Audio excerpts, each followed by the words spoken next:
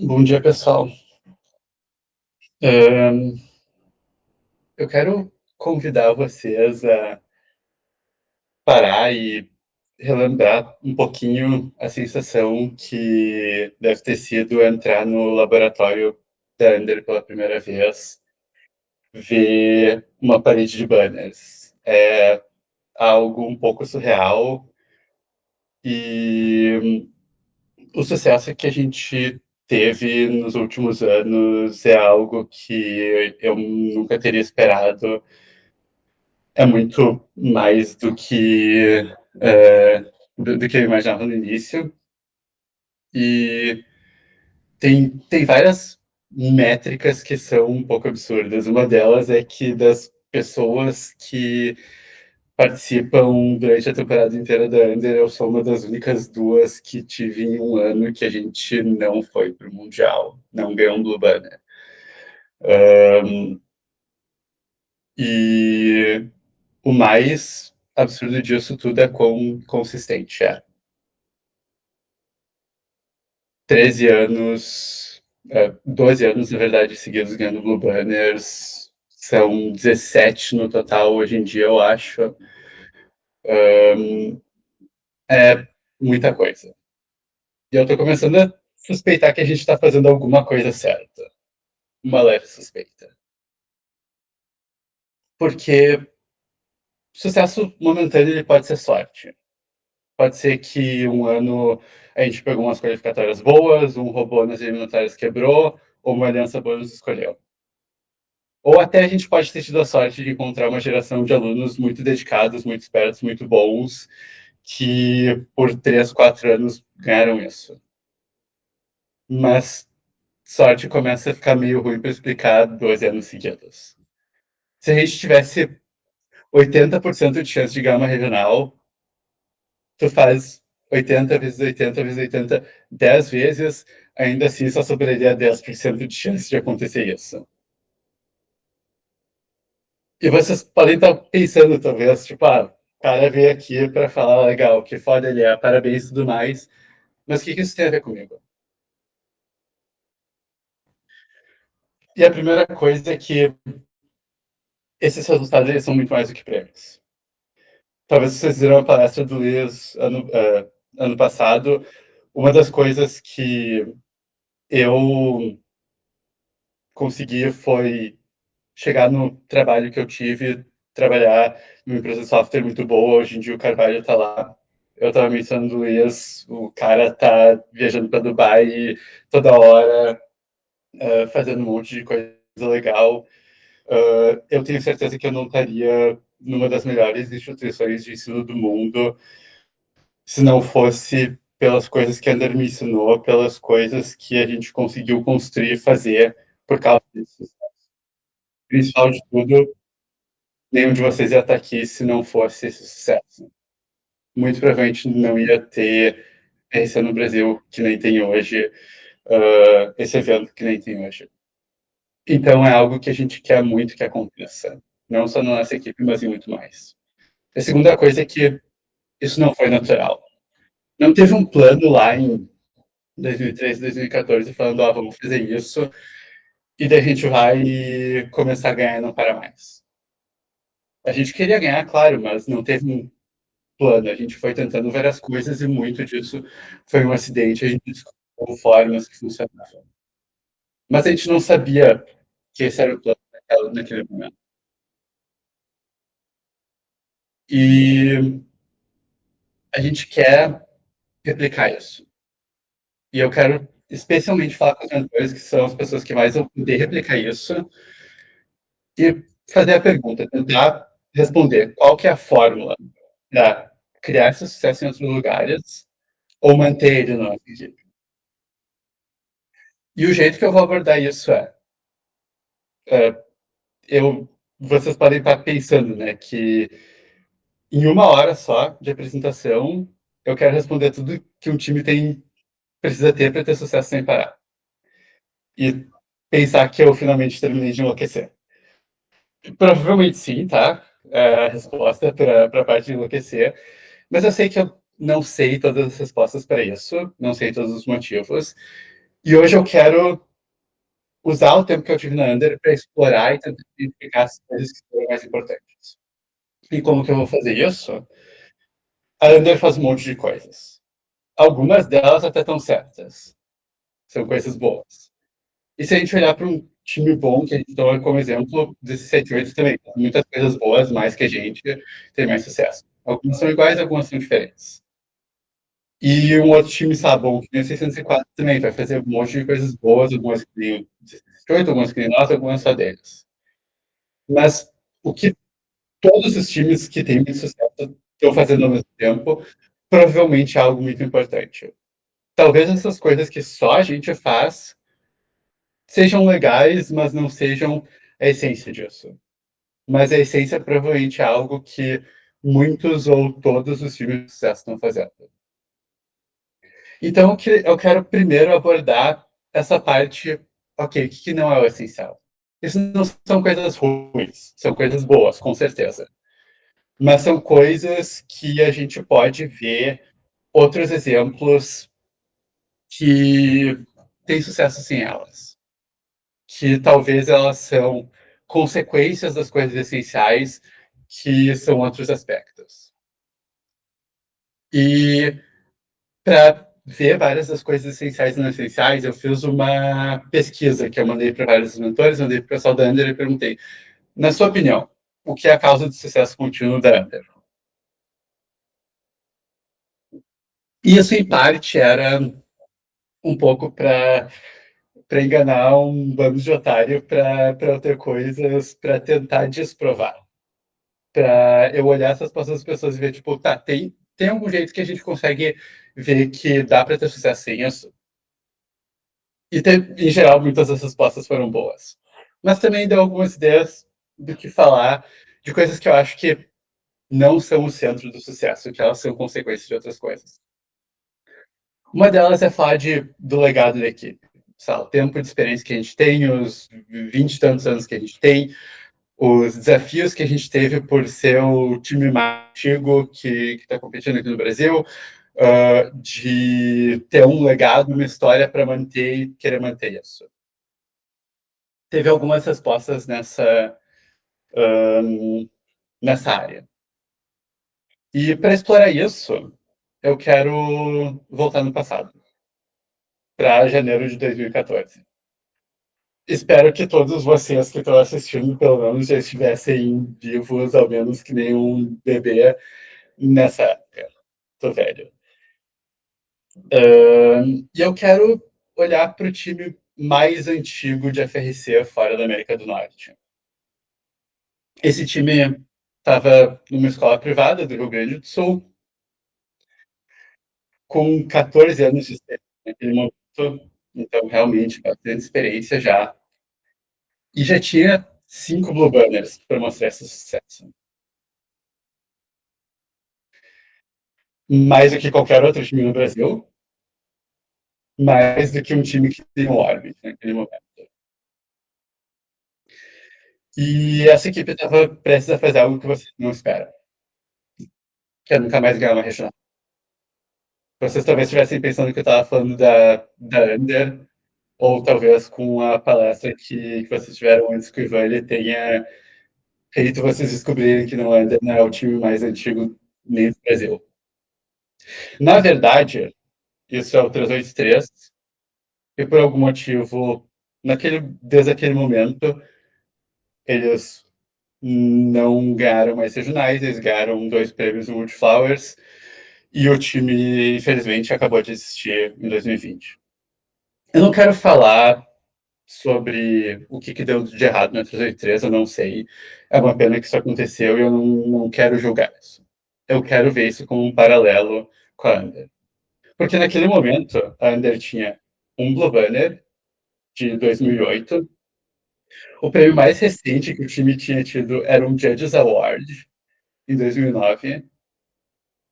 E os playoffs mais recentes também, em 2009. Faziam uns 5 anos que o time não ganhava absolutamente nada, não jogava playoffs. Então, a gente não tinha o mesmo tempo de experiência que o outro time, o mesmo legado, o mesmo sucesso. Na regional de 2014, no primeiro dia, eles entregavam um Entrepreneurship Award. E naquele ano, quando a gente ganhou o Entrepreneurship Award, eu lembro até hoje do Felipe Gueza dando um discurso pra gente no hotel depois da gente ganhar e ganhando com aquele prêmio. Eu suspeito que ele não tinha ideia do que estava por vir. Porque desde então a gente se classificou para todos os mundiais. E a grande pergunta é por que que, por que, que essas duas trajetórias se separaram tanto? Por que, que esses dois times que eram tão paralelos se separaram tanto? Então, qualquer coisa que a gente queira dizer que é a fonte do sucesso, tem que, de algum momento, de algum motivo, de alguma maneira, explicar por que, que esse time que tinha mais experiência, mais sucesso, mais coisas para mostrar, não foi o time do Brasil que conseguiu entrar nesses 2 anos de sucesso contínuo.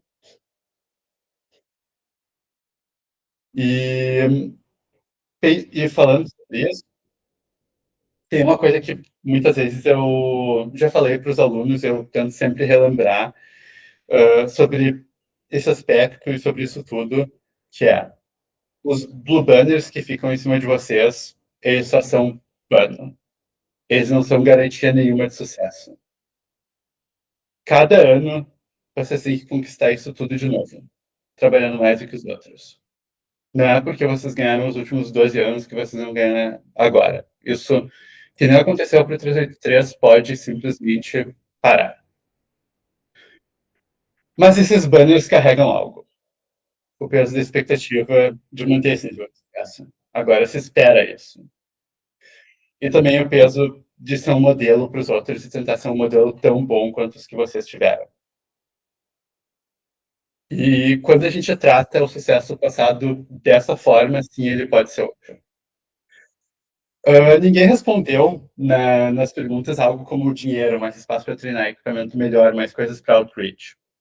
Mas eu sei que muita gente pensa isso. Muita gente vai dizer, tipo, ah, não, claro, esse time ganha porque ele é mais rico. E para ver isso, e tipo, eu sou a primeira pessoa que vou falar, recursos esses são ótimos. Materiais melhores eles vão ajudar, uma quadra boa vai deixar a gente treinar mais, se a gente puder treinar mais mecanismos, mais robôs, a gente vai poder treinar mais, fazer mais performance. Esse dinheiro vai resolver muitos dos problemas. Eu sempre tento apoiar, conseguir mais recursos. Não é nada louvável ou bonito tentar ser o time que não tem dinheiro. A gente quer ser o time que tem recursos, a gente quer ser o time que é bom. Mas isso não é a fonte do sucesso. É só olhar para o time 604. O time tem 2 freadoras de cada, uma serra circular e umas ferramentas de mão.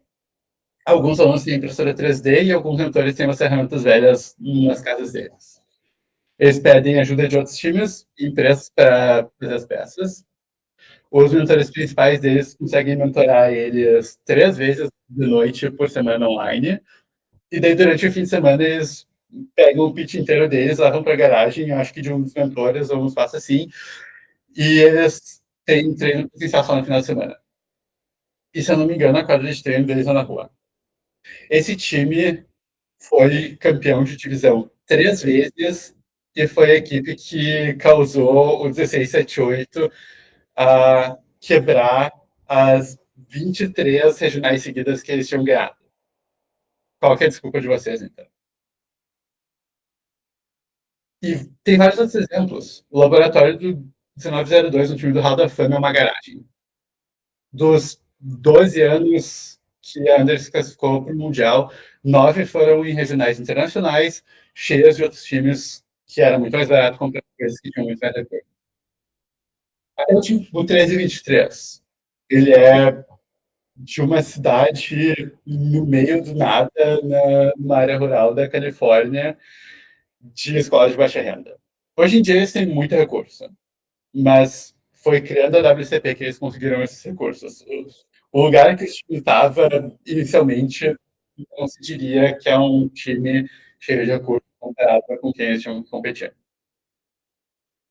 Em 2023, a gente foi capitão de aliança sem ter um Swerve. A gente Até hoje uso uma Limelight que tem 5 anos de idade, tá na FRP há mais tempo do que muitos dos filmes de vocês, super velho e ruim, e a gente foi first do Mundial. A gente, ano passado, toda a nossa visão na regional de Brasília era só com essa Limelight. Tem muita coisa que a gente pode fazer sem ter recursos. E a terceira, e mais de uma forma um pouco mais curta, é a organização da equipe, o nosso scouting bom, a organização de eventos de impact, processos diferentes. Várias coisas que caíram nisso de é por causa desse processo de vocês que vocês têm sucesso. E para falar sobre isso, eu vou trazer palavras de alguém que sabe um pouquinho mais de fazer robô do que eu. Não existe uma bola de prata. Se existisse, o segredo já teria se espalhado há muito tempo. Isso, Matt Goldman falou no Chief Delphi, que é um dos principais mentores do 1678. Então, cada time vai ter seus processos, muitos times vão ter processos diferentes, e muitos times vão ter sucesso com esses processos diferentes. Então, isso não pode ser a essência do sucesso. Senão, todo mundo teria que fazer esses processos iguais. Não pode ser de onde vem esse sucesso contínuo, de onde nasce isso tudo. Porque esses bons processos em si vão nascer de algo mais essencial.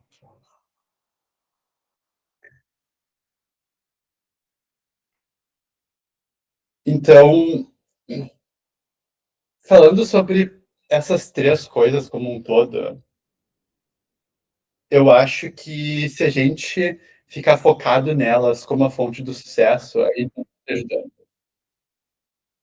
No meu ver, quando a gente atribui o sucesso das outras equipes a fatores externos, o caminho vai ser o caminho mais direto para a gente nunca conseguir alcançar elas. Isso significa que não tem o que a gente pode fazer. A gente tá com as mãos atadas e eles vão ganhar, ou seja, a gente não tem que ir atrás. E é só quando a gente tem uma necessidade brutal com nós mesmos sobre o que está dentro do nosso controle e o que a gente pode realmente fazer, que daí a gente vai se tornar melhor. Quando a gente não pode mais dizer esse time só está ganhando porque ele é rico, esse time só está ganhando porque ele existe há muito tempo, esse time está ganhando por causa de processo X ou Y. A única coisa que resta é olhar para dentro e tentar descobrir como que a gente vai ser melhor e como que a gente vai evoluir. E todas essas coisas que eu falei aqui, apesar de não serem essenciais, elas são boas, elas são úteis, elas são positivas. Mas a gente consegue fazer muita coisa sem elas. Então a gente tem que encontrar o que, que é essa parte mais essencial, essa parte que vai ser a raiz do sucesso. Então vamos falar sobre isso, vamos falar sobre essa parte que pode ser vista em várias equipes que têm um sucesso contínuo.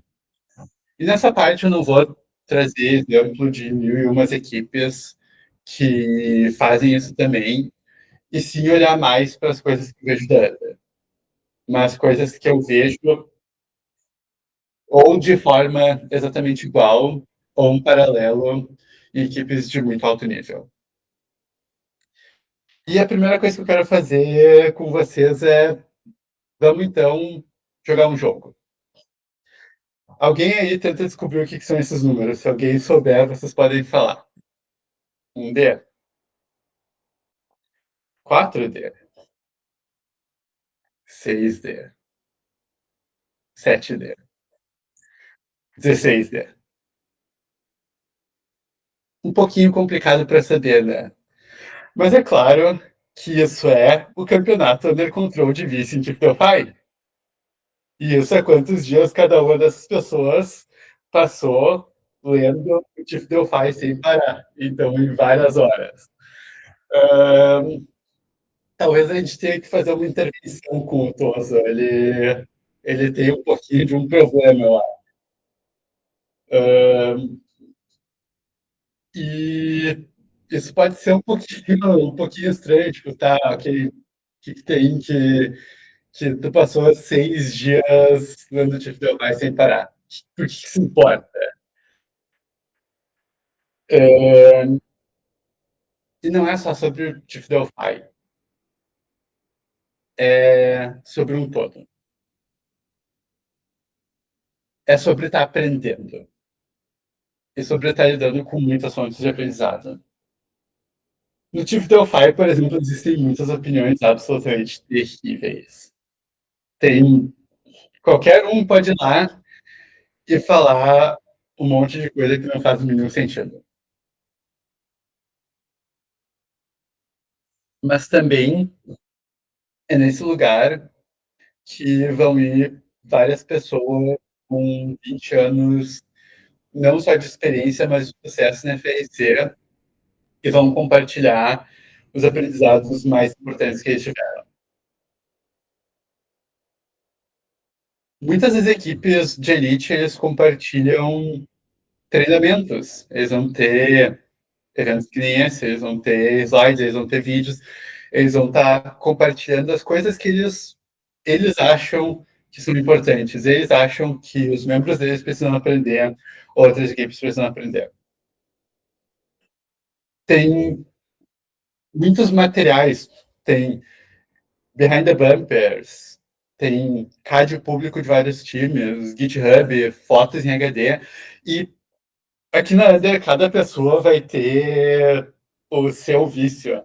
O do Toso pode ser o Tiff Delphi, o meu pode ser ficar olhando cada minúcia de uma foto em HD de um robô 254, e eu sei de várias pessoas do time que viram Million Behind the Bumpers ou abriram o CAD de robôs que ganharam o Mundial e olharam cada vídeo dele. Até o Carvalho, por exemplo, ele é muito fã do GitHub do Mechanical Advantage. Os ECIs de teste das melhores equipes, eles são públicos. E tem conferências de vários lugares que as pessoas vão, e mesmo aprendendo sobre tópicos de fora da FRC, a gente pode aprender muitas coisas que a gente pode aplicar aqui. E olhando de volta um pouquinho para 2014, quando isso tudo começou, foi uma das coisas que a gente começou a fazer, que a gente estava começando a entender, que a gente tinha que deixar de ser um dos 5 times no Brasil que talvez falava com os outros times do Brasil, só chegava lá e construía um robô do jeito que a gente achava, levava para a competição e interagia um pouco com os outros times na competição. E a gente tinha que estar olhando em volta, a gente tinha que estar entendendo o que os outros times fazem, aprendendo o processo com eles. Aprender a usar repeat, isso é uma coisa assim, aprender várias técnicas de como montar robôs. Eu aprendi olhando o CAD de muitos dos robôs que eram bons na época. E são coisas que hoje em dia, para muitos vão ser naturais, que vão ser mais difundidas, mas a gente teve que ir atrás de aprender isso, porque a gente estava preso em só fazer as coisas como a gente achava. E a gente fazia as coisas completamente diferente, a gente fazia do nosso jeito. E toda vez que vocês estiverem fazendo as coisas completamente diferentes de todo mundo, tem duas opções. Isso vai significar que ou vocês encontraram uma ideia genial, ninguém pensou nisso, parabéns, vocês encontraram uma coisa muito boa. Ou vocês estão fazendo algo muito idiota. E daí a pergunta vai: em qual das duas coisas vocês estão dispostos a apostar. E eu diria que, se vocês nem sequer sabem o que os outros estão fazendo, provavelmente é mais para o segundo lado. Então a gente tem que estar constantemente aprendendo com os outros. E isso é uma coisa que não só nos mentores mais antigos, mas em muitas pessoas da Under é difundida. Isso foi, como eu disse, uma das primeiras coisas que mudou a nossa trajetória e é um dos valores que a gente mantém muito fortemente até hoje. Então, primeiro de tudo, muitos dos membros constantemente vão estar buscando aprender com os melhores, vão estar fazendo isso e na Under muita gente vai estar respirando robótica dia e noite. Vai estar no sofá, vai estar o que os times estão fazendo, vai estar sabendo sobre isso. E a segunda coisa, vamos olhar para algumas dessas fotos. Vamos ver o que a gente vê nelas. Uns quantos idosos olhando algum problema que o nosso robô tinha, alguma coisa que a gente estava tentando resolver esse ano. Ou quando vocês vão em algum evento e vocês veem esse pessoal com a camiseta desse Temos, tudo sendo voluntário, fazendo o evento acontecer, mas que basicamente todas as pessoas também usaram por muito tempo uma camiseta da Under e de alguma forma ainda estão indo lá fazer essas coisas acontecer. Ou quando tu vai num domingo no salão de festas da minha casa e tu encontra umas 8 pessoas fazendo card do Robô desse ano.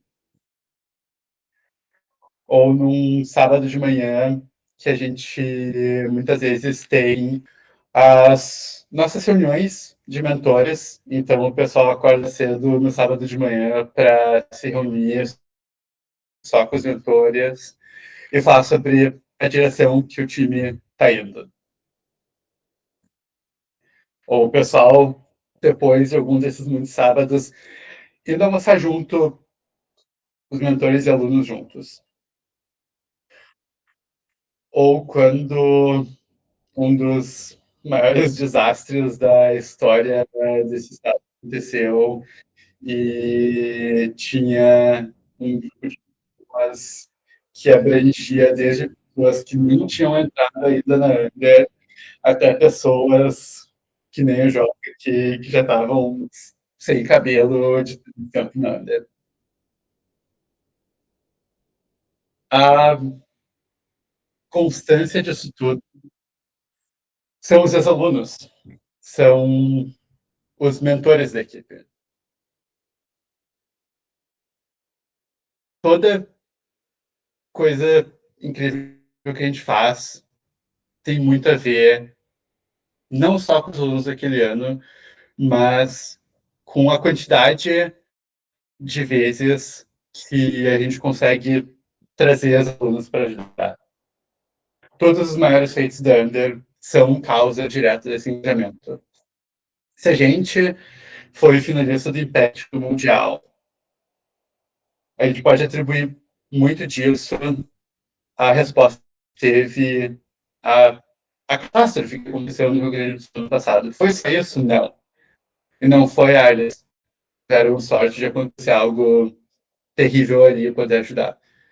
Não, isso é um reflexo da organização que se formou e da quantidade de pessoas que se juntaram para estar tentando mudar a vida das pessoas e estar lá para muitas pessoas, talvez no pior dia da vida delas.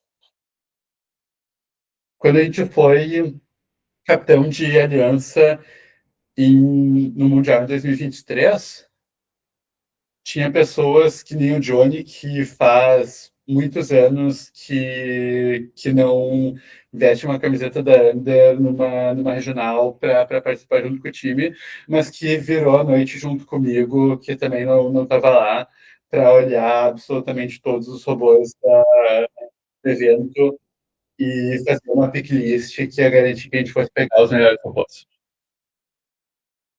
Nosso finalista do Impact anterior também é algo, é um fator disso. Toda vez que eu chegava esse ano, depois do trabalho, e me contava as coisas, eu chegava e tinha umas 8 pessoas trabalhando no nosso card do robô. E sempre um par de um aluno e um mentor. E as pessoas não saem do Under Control praticamente. A quantidade de alunos que a gente tem ajudando de uma forma incrível. Isso, tipo, para cada aluno que estava fazendo card, tinha um ex-aluno que a gente podia colocar do lado e falar, deixa eu já. E eu ainda estava tranquilo, nem precisava meter a mão no card, podia estar só coordenando, ajudando e olhando para o mapa. E você pode pensar, tá, então ele está falando que o segredo é ser mentor build. Não, como eu disse, tipo, não é comum tu ver só um monte de mentores trabalhando e não ter alunos. Quando estava domingo lá na minha casa, tentando resolver o que estava atrasado, os alunos estavam lá fazendo. Mas a questão é a gente ter pessoas continuando na equipe, a gente ter pessoas que estão motivadas para voltar ano depois de ano, significa que essas vão estar podendo passar conhecimento entre gerações. E que a próxima geração da Under não vai fazer os mesmos erros idiotas que a gente cometeu. Eu sei que eu, com 13 anos de FRC, já fiz bastante coisa idiota.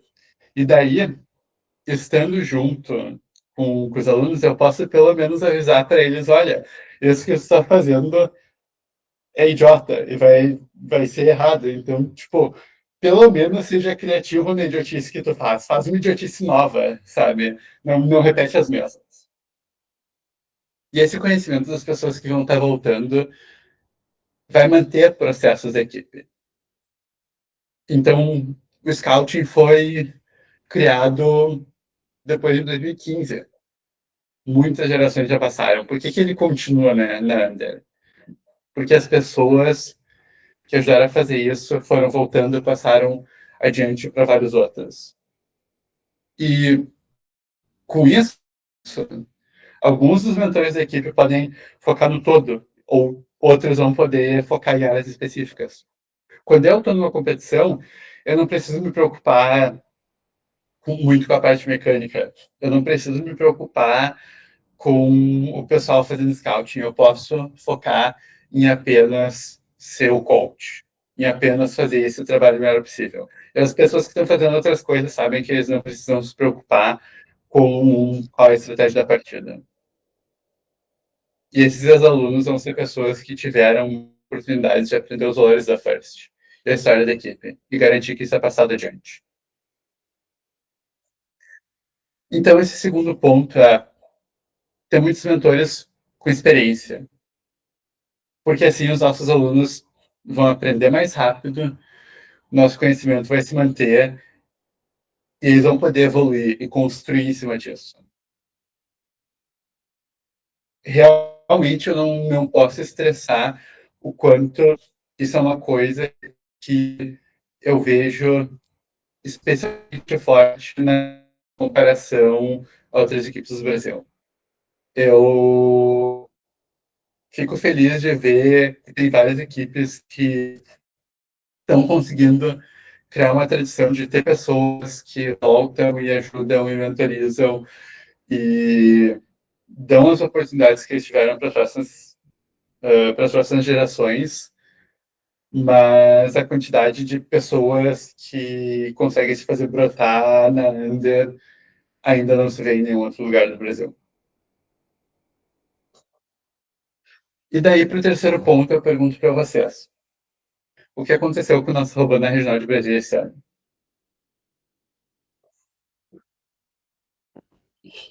E é recente, vocês vão saber isso. A gente construiu um robô que, vendo o que aconteceu depois, claramente poderia ser bom, mas ele não estava pronto.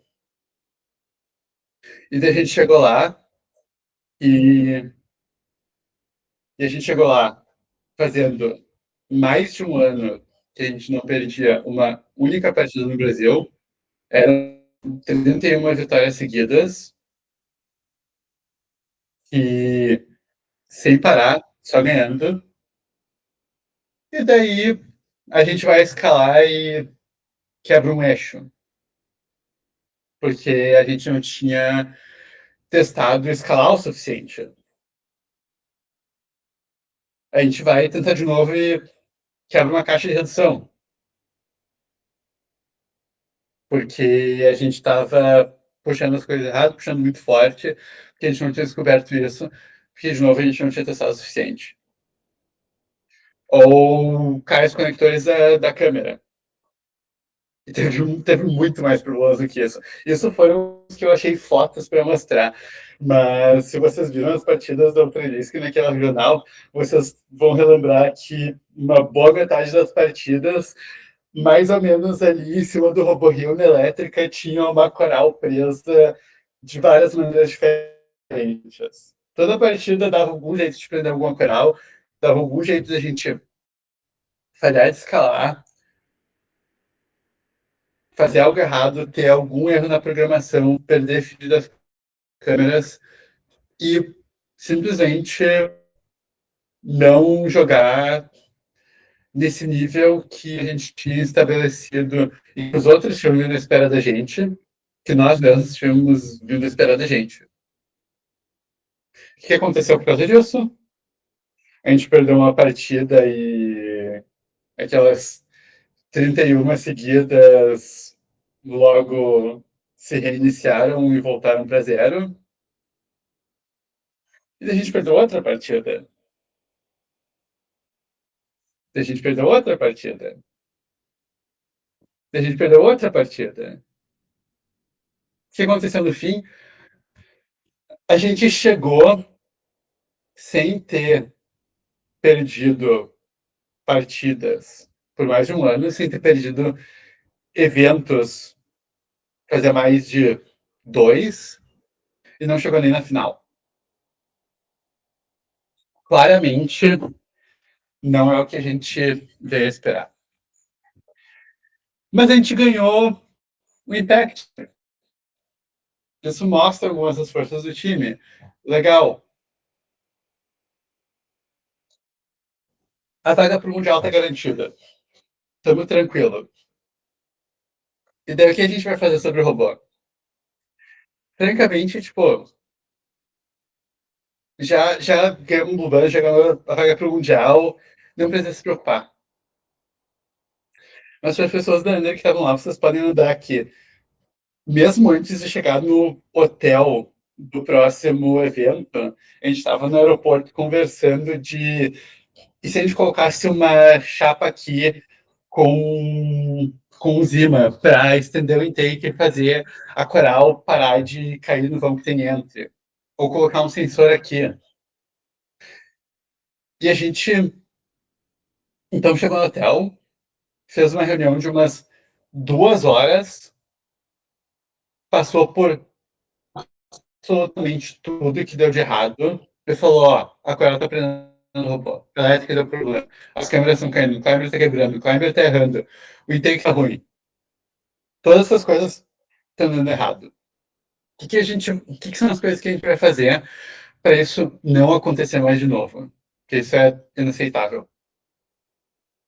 Mesmo tendo a vaga para o Mundial garantida, a reação foi essa. E daí, no hotel, tá trabalhando para arrumar problemas que a gente encontrou na Orange Pi, nas câmeras, e a gente foi no laboratório da Robonática, a gente conversou, a Robonática perguntou, podemos ir aí treinar uns dias? E mentores de outras equipes de São Paulo vão saber que, para muitas, eu mandei mensagem perguntando, tipo, tem como ir, tem como treinar aí com vocês. Eles foram aquela mais próxima. Mesmo assim, a gente teve que acordar umas 5 e pouco, sei lá. Eu lembro que a gente saiu muito cedo para lá.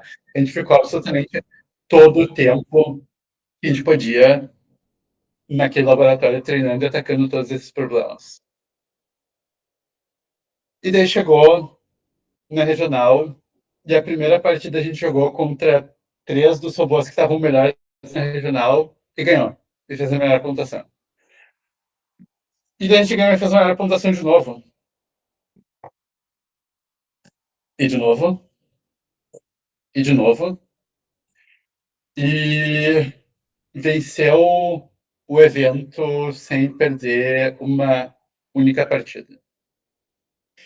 E a gente não precisava ter feito isso, a gente poderia ter ido para o Mundial sem isso acontecer, mas mesmo fora do nosso laboratório, uh, fora de ter muito lugar para fazer as coisas, usando espaço emprestado que a gente podia, caminhando até uma Leroy Merlin para encontrar uns imãs, catando qualquer policarbonato que a gente podia achar, umas cordas, e mudando as coisas no robô, a gente conseguiu consertar isso.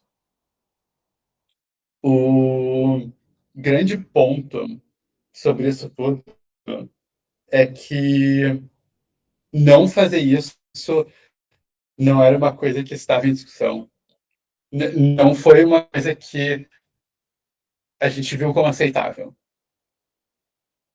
E não é a única vez. Se vocês assistirem a palestra do Luiz ano passado sobre como nossa Scouting surgiu, ele também surgiu quando a gente tinha um robô incrível e a gente perdeu um evento porque, uh, porque a gente escolheu errado. Porque a gente pegou e falou e não sabia escolher e falou, vamos escolher o robô da bolinha de tênis e assistam o vídeo dele. É uma história de 10 minutos muito interessante. Mas o grande ponto é, a nossa reação a isso foi isso nunca mais vai acontecer. A gente vai criar um processo, a gente vai mudar uma coisa para isso nunca mais acontecer. E quando em 2016, daí a gente foi para o Mundial jogando muito bem, chegou no Mundial e a nossa tração deixou de funcionar 8 de 10 partidas, e a gente tinha um robô que poderia ter ido para as eliminatórias do Mundial, não foi escolhido porque ele não andava, a gente passou o off-season do ano e mesmo 27, 30 de dezembro, algumas pessoas no laboratório aprendendo a usar belt na tração, aprendendo a tensionar as coisas melhores para não fazer uma tração do outro jeito. E a resposta foi: isso nunca mais vai acontecer. A gente não vai deixar isso acontecer mais. Então, quando as coisas dão errado, a resposta inerente que a gente tem é: o que a gente faz para nunca mais dar desse jeito? E isso é um dos valores que a gente tem. Outro é a quantidade de dedicação que tem nesse time. A quantidade de vezes que 10h30 da noite a gente tem que estar sendo expulso do laboratório pelo pessoal da segurança, porque tem que fechar a escola, porque a gente está aqui trabalhando e fazendo isso. Ou como o robô nunca vai estar bom o suficiente, especialmente quem trabalhou comigo e se o Lauro da Unimate que está aí, que há uns dias num dos eventos e ajudaram a botar a questão no Tralisk, ele vai poder dizer, o robô está bom o suficiente, a gente sempre está catando uma coisinha para melhorar, pergunta para alguém que tentou fazer um alto para under, e vocês vão ver que sempre a gente vai estar tentando adicionar mais algo. A gente ganhou a Regional de São Paulo sem perder uma partida daquele jeito. Tava bom? Não. A gente falou, vamos lá e vamos colocar um intake de alga, vamos melhorar, vamos tentar fazer um plano melhor, um intake mais rápido. tudo isso.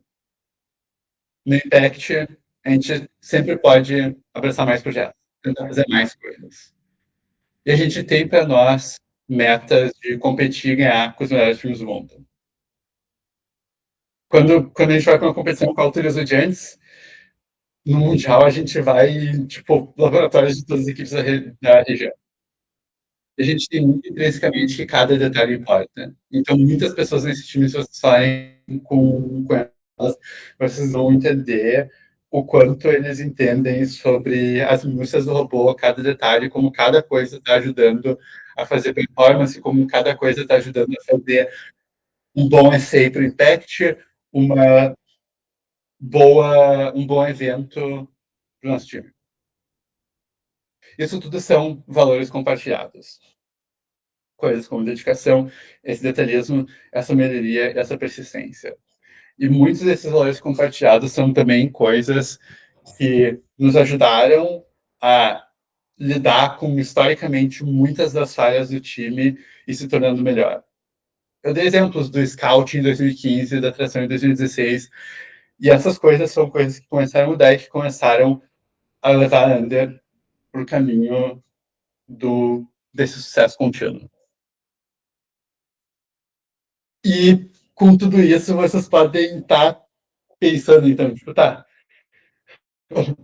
o que tem na água de Novo Hamburgo que eles ficam achando que tem os olhos certos, que vão respirar FRC e vão ficar querendo constantemente aprender mais com os melhores, e que depois vão querer voltar como mentores e continuar como mentores e os outros alunos.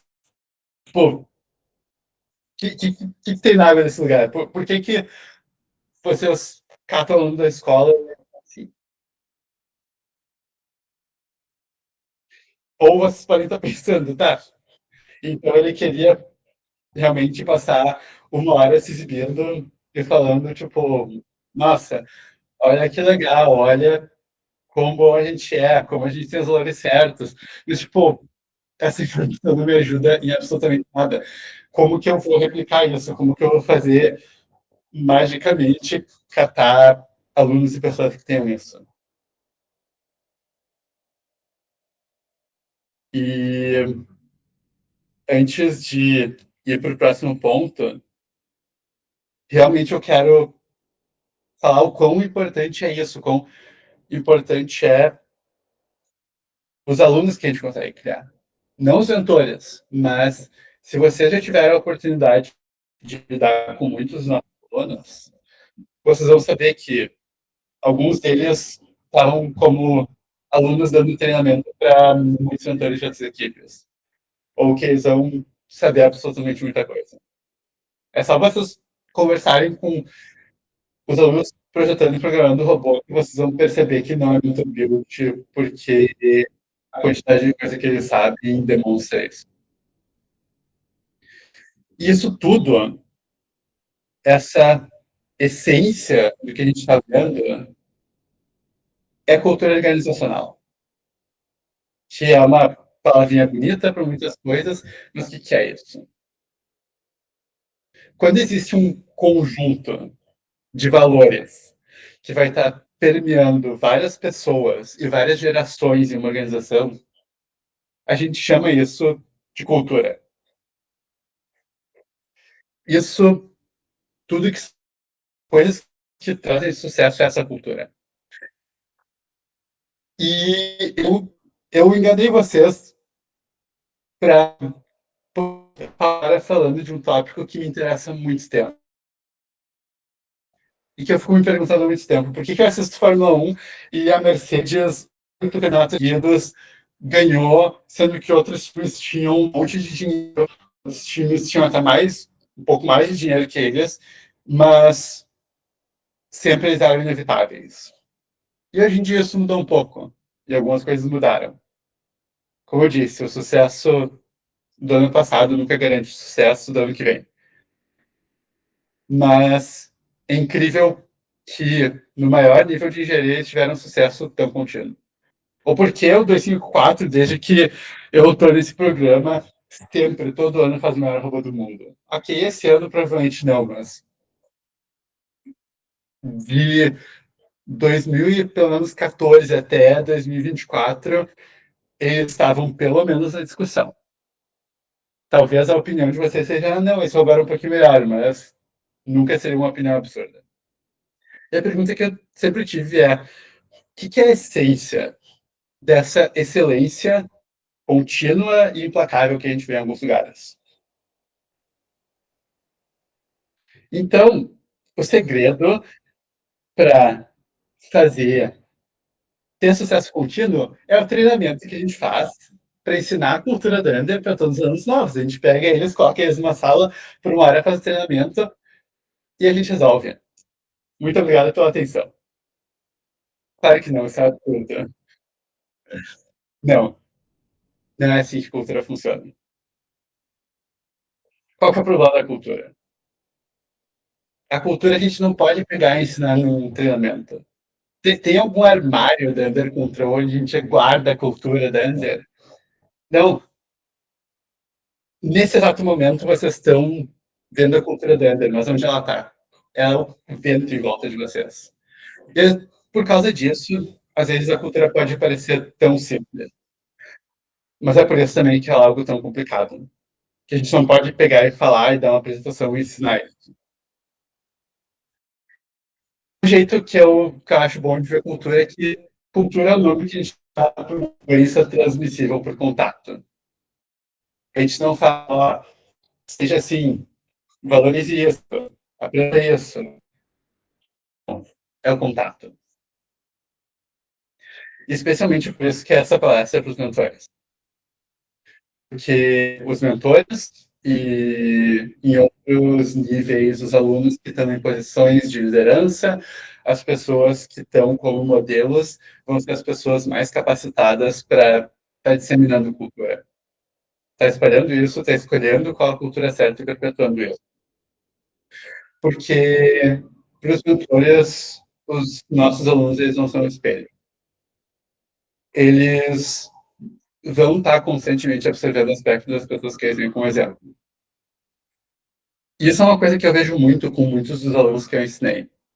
Muitas das coisas que eu valorizo do perfeccionismo que eu tenho, de várias das coisas eu vejo pirado neles.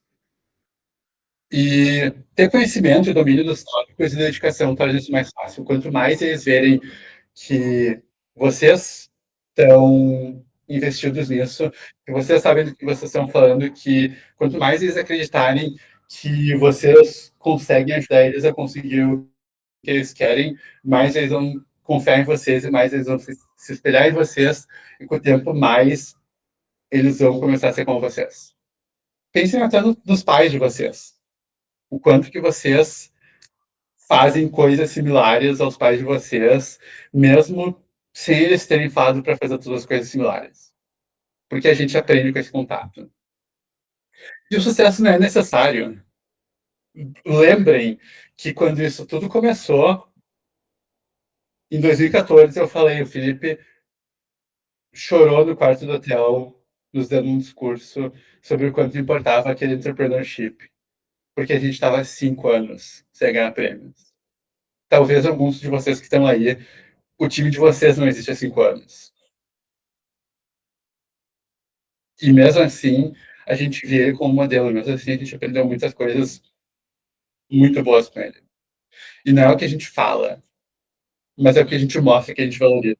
Está cobrando, é o que a gente está fazendo, é o que a gente está ensinando. Porque os alunos voltam crescimento zero, porque eles aprenderam com pessoas que eram para ser mentores. Por que os alunos da Under respiram FRC? Porque eles aprenderam com pessoas que também respiraram FRC. Os alunos da Under, eles aprendem a trabalhar, eles aprendem a aprender com os melhores times, porque eles aprenderam com pessoas que também aprendiam com os melhores times. E eles não param enquanto não tiver por perfeito, porque eles aprenderam com pessoas que também não paravam até estar perfeito. Eu quero contar um pouquinho a história de como eu aprendi CAD. Em 2013, eu entrei, foi meu primeiro ano na equipe, E antes daquela temporada eu tinha aprendido um pouquinho de Blender, fazer umas coisas em 3D que eu tava afim para junto com o Pedro para isso.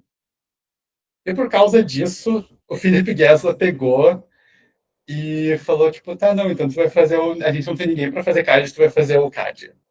E tinha, tipo, um cara que sabia um pouco de CAD, acabou não me ensinando quase nada. O Felipe estava fazendo engenharia, mas ele deu um pouco de treinamento e era isso, te vira. E o que ele fez foi, de 2013 para 2014, comprar um curso de, tipo, US$ 200. Naquela época era bastante dinheiro para a equipe de CAD. Algumas outras pessoas tiveram acesso, mas foi, tipo, essa responsabilidade para mim. E investe também.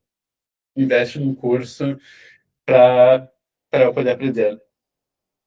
E eu fui lá e eu toda semana eu tinha pelo menos uma tarde da semana que eu dedicava para fazer esse curso, para aprender, para evoluir. E eu fui aprendendo CAD. E eu suspeito que tenha sido um bom investimento aqueles US$ 200 que a gente colocou.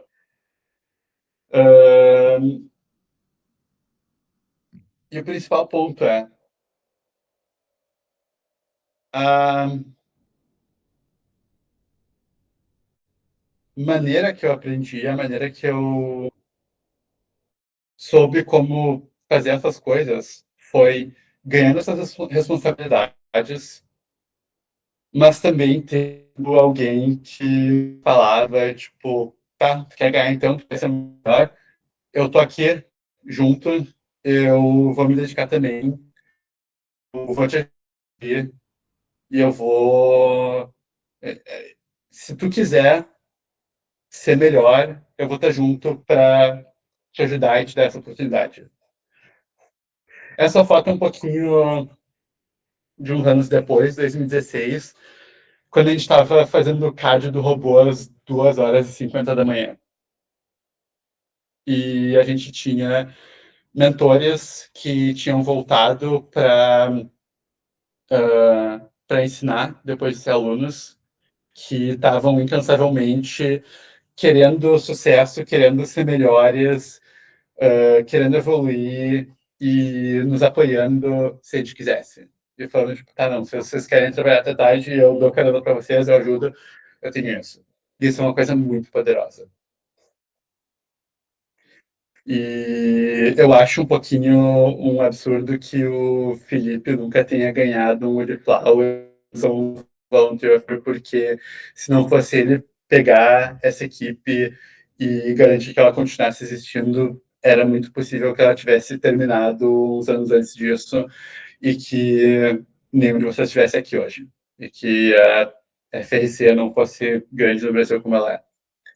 E eu tenho alguns exemplos assim também. Em 2023, a gente sofreu para fazer um robô extremamente mais simples do que os robôs mais recentes da Under, porque a gente não tinha muita gente vindo, a gente não tinha tanta gente com tanta experiência assim, a gente não tinha tanta coisa, o pessoal não estava pilhado. E uma das principais coisas que eu fiz foi estar direto vários dias no grupo falando lá, ó, querem pedir mandinha? Isso era um truque muito bom. Tipo, vamos pedir um hambúrguer bom aqui da noite, ficar. Porque daí a gente acaba trabalhando de noite, fazendo mais coisa, sendo mais intenso e fazendo isso.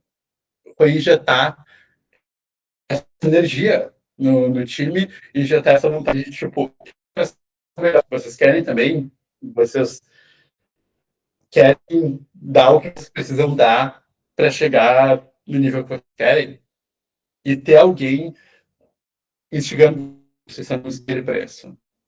Ou, por exemplo, isso de 2023, quando eu não fui para o Mundial naquele ano, mas que a gente foi lá e nos dias antes, as pessoas que estavam aqui no Brasil foram e fizeram scouting daqui do Brasil para ajudar o pessoal lá, ou viraram à noite para fazer uma picklist para eles. É fazendo isso e é sendo um exemplo dos valores que a gente quer dar que a gente cria esses valores nos nossos alunos. Então, o que, que todo time de elite tem? Nas palavras de um dos mentores do 2004, ser um time de elite requer um grupo difícil de montar, de mentores ótimos que têm um objetivo similar e que vão estar dispostos a se dedicar para isso. E os mentores que lideram, os melhores mentores que lideram, eles não vão ter que gastar tanto seu tempo cortando um pedaço de metal ou escrevendo maneira de código no Impact. Isso é importante. Isso são coisas que dão exemplo do quanto a gente se importa para o resto do time. Mas os melhores lead mentors vão ser quem vai estar garantindo que os valores certos estão sendo criados pelo time. Que vão estar energizando os outros alunos e mentores e colocando muito do tempo deles em fazer mais pessoas voltar a fazer essa organização se criar. E que vão estar focando em colocar os recursos no lugar certo para o sucesso.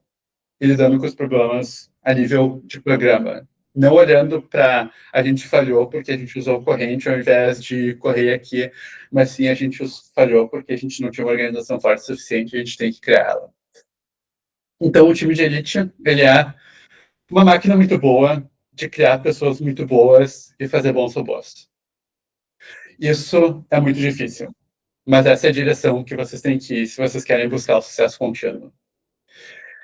Essa parte popular, eu vou deixar vocês com a mensagem do Mike Corsetto falando sobre isso, que ir do 0 a 90% para menos trabalho do que o 90 ou 99%.